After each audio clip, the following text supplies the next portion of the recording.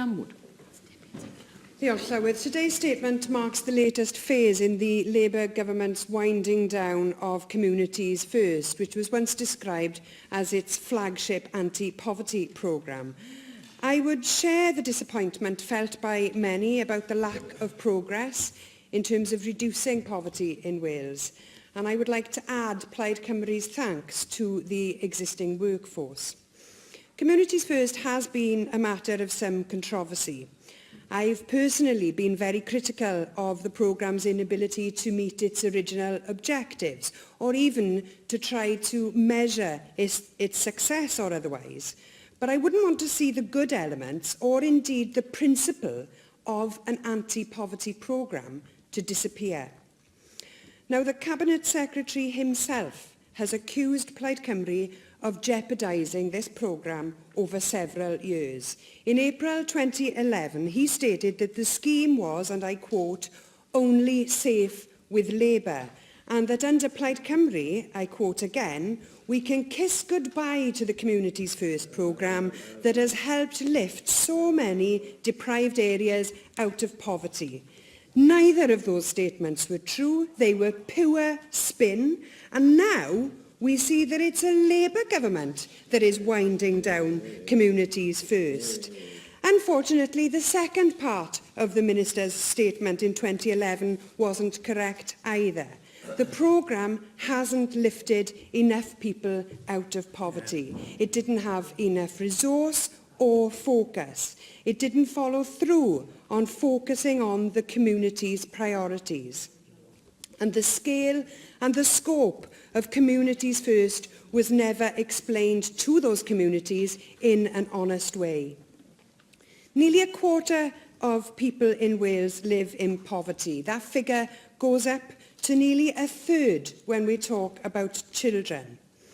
If this anti-poverty programme didn't work, then the question has to be, what do we do instead? The problems of poverty and disadvantage have not gone away. In today's statement, no sufficient replacement scheme is set out, and frankly, that is absolutely scandalous.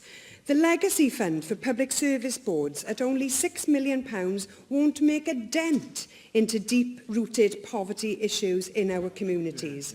The extra money for communities' facilities is welcome, but it'll be spread very thinly. What happened to your principle of targeting?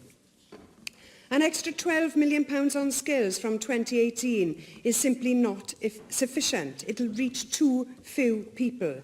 None of this adds up to an anti-poverty programme to replace Communities First.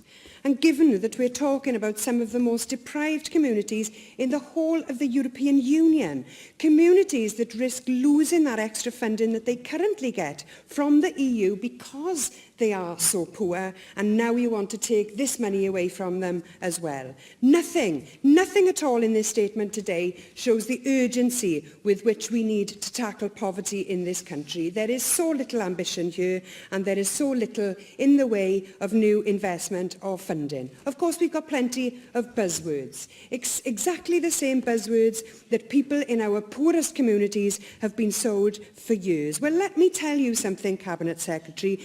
People have had enough of those buzzwords, and they have had enough of being let down by this government. Will the Cabinet Secretary acknowledge that what he has done in this statement is to just list a number of schemes that are already happening? And will he clarify whether there will be a budgetary saving to phasing out to Communities First, and if so, how much?